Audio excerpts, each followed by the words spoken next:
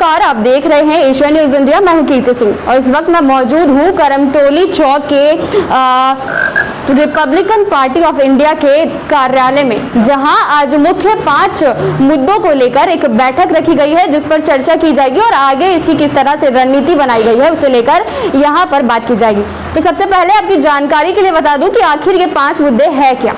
पहला है जातिगत जनगणना, स्थानीय नीति, 8 अगस्त की क्रांति और जो द ग्राम सभा एक समाचार है जिसके वरिष्ठ पत्रकार आकाश मुंडा पर FIR दर्ज करा दिया गया है। इसके लिए आज ये लोग यहाँ पर उनके समर्थन के लिए आए हैं। और जो पांचवा मुद्दा है वो है संगठन का विस्तार। इन 5 मुद्दों को लेकर आज ये लोग यहाँ पर आए हैं और इस पर विचार करेंगे और आगे की क्या रणनीति इन्होंने बनाई है ये आज हम इनसे ही जानते हैं।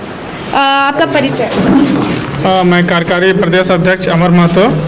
और आज की जो बैठक में है 5 बिंदुओं पर चर्चा किया गया है। पहला बिंदु जाति की गणना, स्थानीय नीति, 8 अगस्त क्रांति, द ग्राम सभा पत्रकार पर जो FIR हुई है, और 5वां है संगठन विस्तार।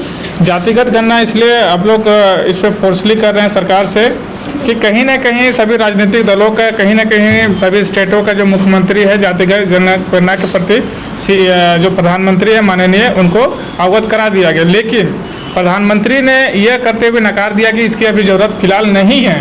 तो सवाल ऐसा कि 10 वर्षों में जो जनगणना होती है उसका क्या। जो पहला जनगणना 1870 से चालू हुआ था, बीच में भी हुआ, कहीं ना कहीं जनगणना बिल्कुल होनी चाहिए। हमारा आंकड़ा क्या है, हमारा मापदंड क्या है, ये सबसे बड़े नॉलेज की बात है। कहीं ना कहीं सरकार इस पर अपना छुपाने का प्रयास कर रही है, जो कहीं संदेह इस पर है। सर, जनगणना की बात आपने की है तो इसके लिए मैं थोड़ा सा कुछ पूछना चाहूँगी कि जनगणना में ही जो जिस तरह से सबको अपने अपने स्थान मिले हुए हैं, इसके लिए आप लोग भी सरना, धन कोड और अलग अलग कोड की भी मांग कर रहे थे, तो वो उसका और इससे क्या वास्ता है? देखिए, जातिगत और धर्मासन कोड दोनों में अलग अलग मैटर है। ठीक है, जातिगत जनगणना मीन्स होता है कि जो भी यहाँ पे कास्टेज में है, ठीक है, उसका क्या भागीदारी है उसकी सुनिश्चित होना चाहिए। जनसंख्या क्या है, उसका आंकड़ा क्या है, काउंटिंग क्या है। और सरना धर्म कोड ये अलग विषय है ना। और हमारा बैठक में अभी सरना धर्म कोड का विषय नहीं था। स्थानीय नीति है, 8 अगस्त क्रांति है, द ग्राम सभा और संगठन विस्तार। 8 अगस्त क्रांति जो वादा खिलाफी तो माननीय हेमंत सोरेन की सरकार बोलिए, उसका गठबंधन की सरकार बोलिए, चुनाव से पहले जिन प्रकार से उन्होंने कहा था कि इतना को मैं पहला कलम से 5 लाख बेरोजगार को दूंगा। तो सबसे बड़ा संदेह यहाँ पे अपने कार्मिक विभाग से अभी तक क्या वैकेंसी है, अभी तक हमने मंगाया नहीं। आपने तो कह दिया कि 5 लाख वैकेंसी देंगे, कैसे देंगे, उसकी नीति क्या है, ये सबसे बड़ा संशय का विषय। पहले इसको एजेंडा को क्लियर करे सरकार, उसके बाद ही वैकेंसी क्लियर करे।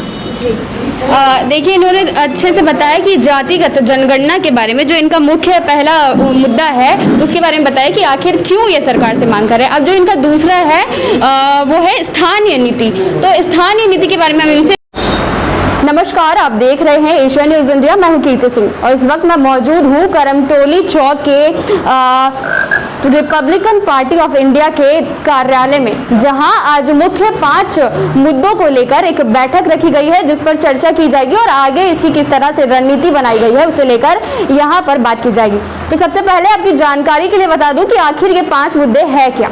पहला है जातिगत जनगणना, स्थानीय नीति, 8 अगस्त की क्रांति और जो द ग्राम सभा एक समाचार है जिसके वरिष्ठ पत्रकार आकाश मुंडा पर FIR दर्ज करा दिया गया है। इसके लिए आज ये लोग यहाँ पर उनके समर्थन के लिए आए हैं। और जो पांचवा मुद्दा है वो है संगठन का विस्तार। इन 5 मुद्दों को लेकर आज ये लोग यहाँ पर आए हैं और इस पर विचार करेंगे और आगे की क्या रणनीति इन्होंने बनाई है ये आज हम इनसे ही जानते हैं। आपका परिचय? मैं कार्यकारी प्रदेश अध्यक्ष अमर महतो। और आज की जो बैठक में है 5 बिंदुओं पर चर्चा किया गया है। पहला बिंदु जाति की गणना, स्थानीय नीति, 8 अगस्त क्रांति, द ग्राम सभा पत्रकार पर जो FIR हुई है, और 5वां है संगठन विस्तार। जातिगत गणना इसलिए आप लोग इस पर फोर्सली कर रहे हैं सरकार से कि कहीं ना कहीं सभी राजनीतिक दलों का, कहीं ना कहीं सभी स्टेटों का जो मुख्यमंत्री है जातिगत जनगणना के प्रति जो प्रधानमंत्री है माननीय, उनको अवगत करा दिया गया। लेकिन प्रधानमंत्री ने यह करते हुए नकार दिया कि इसकी अभी ज़रूरत फिलहाल नहीं है। तो सवाल ऐसा कि 10 वर्षों में जो जनगणना होती है उसका क्या। जो पहला जनगणना 1870 से चालू हुआ था, बीच में भी हुआ, कहीं ना कहीं जनगणना बिल्कुल होनी चाहिए। हमारा आंकड़ा क्या है, हमारा मापदंड क्या है, ये सबसे बड़े नॉलेज की बात है। कहीं ना कहीं सरकार इस पर अपना छुपाने का प्रयास कर रही है, जो कहीं संदेह ना इस पर है। सर, जनगणना की बात आपने की है तो इसके लिए मैं थोड़ा सा कुछ पूछना चाहूँगी कि जनगणना में ही जो जिस तरह से सबको अपने अपने स्थान मिले हुए हैं, इसके लिए आप लोग भी सरना, धन कोड और अलग अलग कोड की भी मांग कर रहे थे, तो वो उसका और इससे क्या वास्ता है? देखिए, जातिगत और धर्मासन कोड दोनों में अलग अलग मैटर है। ठीक है, जातिगत जनगणना मीन्स होता है कि जो भी यहाँ पे कास्टेज में है, ठीक है, उसका क्या भागीदारी है उसकी सुनिश्चित होना चाहिए। जनसंख्या क्या है, उसका आंकड़ा क्या है, काउंटिंग क्या है। और सरना धर्म कोड ये अलग विषय है ना।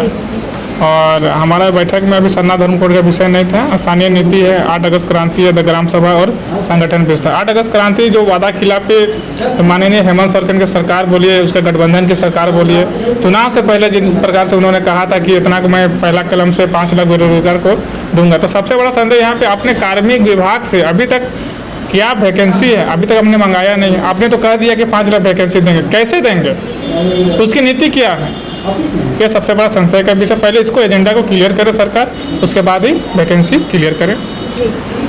देखिए, इन्होंने अच्छे से बताया कि जातिगत जनगणना के बारे में जो इनका मुख्य पहला मुद्दा है उसके बारे में बताया कि आखिर क्यों ये सरकार से मांग कर रहे हैं। अब जो इनका दूसरा है वो है स्थानीय नीति। तो स्थानीय